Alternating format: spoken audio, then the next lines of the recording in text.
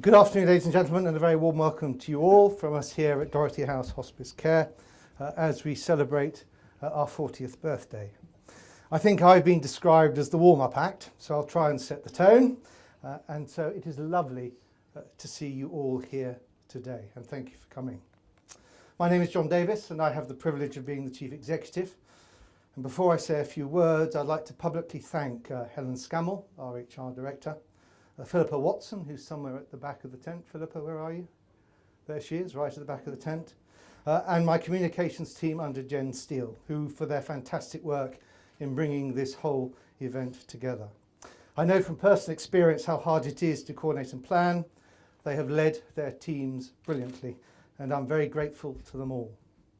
The grounds look wonderful, and without the support and hard work of our volunteer gardeners and facilities team, we would not be able to enjoy such superb surroundings. Thank you. Thank you to you all. You have done an immense job, and I'm very grateful to you. Secondly, may I congratulate everyone on overcoming the first hurdle of actually getting through security, and I trust it was not too difficult or too painful. In terms of how the next hour or so will unwind, and so I'm doing the admin bit now before I go on. Her Royal Highness, the Princess Royal, will be arriving at circa 12:25, but I suspect that's now going to be a few minutes early, and she'll have a little time to catch her breath. The event for today will start at 12:45 and will follow a planned route that will enable her to meet as many staff and patients as is practicable in the time frame. Her first point of call will be the Bloomfield Room, which is over there, to meet the trustees and some staff. And whilst there, she'll also have an opportunity to view our 40-year timeline and exhibition, which I would urge you all to visit once Her Royal Highness the Princess Royal has left. It is a superb piece of work put together by our communications team and illustrates the path Dorothy House has journeyed these 40 years. Her Royal Highness will then move on to the Roper Room to meet some of our patients, both resident and a day, and then she'll arrive here at the marquee at about 1:15. She will move effortlessly from one group to another. We have practiced this ad nauseum, I promise you. But I'm sure your group leaders will welcome your support, which means please do not wander. Stay with them and help them.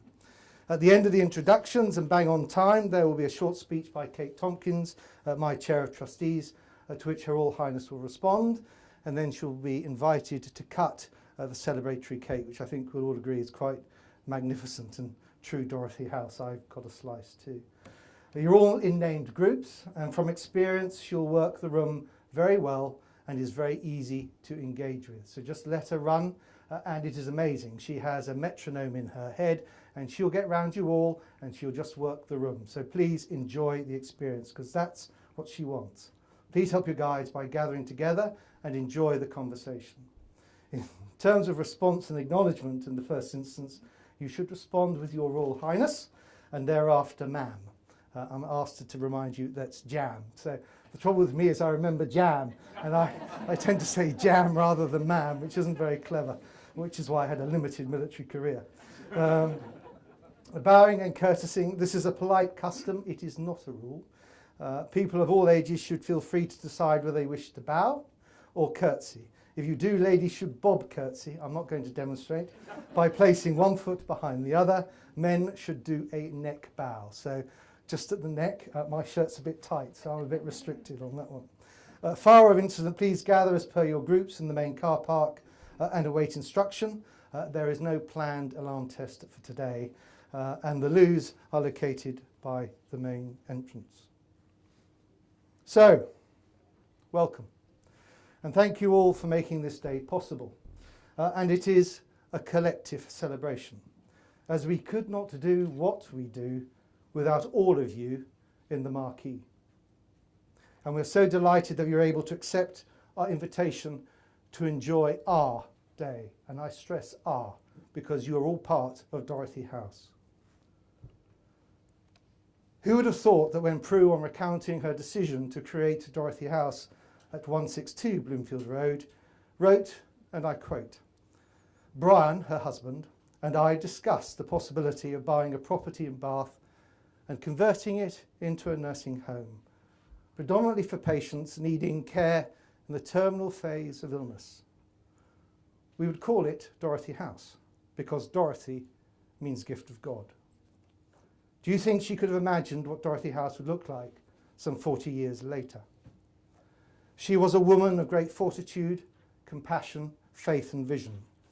Her brother and her sister are with us today, and I feel that if she were with them now, she, in her humble way, would be pleased, if not a little thrilled, to see us celebrating her success. Since Prue founded Dorothy House at 162 Bloomfield Road in 1976, employing our first domiciliary nurse on a princely salary, I wish it was still the same today, of £5,000 per annum, our area of responsibility has grown to cover an area of 700 square miles. We support 3 local authorities, 3 clinical commissioning groups and 3 acute hospitals. Over the 40 years, Dorothy House, in one form or another, has cared for 45,000 patients, carers and their families. We are now a charity that has a turnover of 12 million per year, employs 212 staff and 1,100 volunteers. We operate a retail operation of 29 shops, generating £4.3 million of sales, and a fundraising team that has to raise £4.3 million in this financial year. It is no mean task, and without the professionalism and efforts of retail and fundraising, we could not do what we do, and I salute them. Over the 40 years, we have developed a wide range of services, all focused on ensuring that the patient has hope, care, dignity, and a good death. This is a happy place, and even though our patient numbers have grown and will continue to grow, the corridors and ambience continues to reflect the comments written by an Irene Weller in October 1976. Irene was one of the first Dorothy House IPU nurse, and she wrote about her experiences referring to the arrival of our first inpatient, and I quote from her book. "It was a beautiful day. The sun was shining, the windows were open, the curtains blowing in the breeze. Someone was playing the piano. The house was filled with flowers. Patsy, Prue's Labrador, was lying on the doorstep. As I helped the patient in, she turned to me and said words that are written on my heart. With flowers, music and a dog, how can I help but be happy here? None of this work could be achieved without the help and support of our community. Many of here today, and it is our way of saying thank you to you from the bottom of our hearts for your support, advice and wise counsel. Local government representatives who must manage the challenges that surround the health and social care. The commissioners who must make heartbreaking decisions. Other third sector players who share so generously their advice and contacts, and our fellow colleagues in other hospices.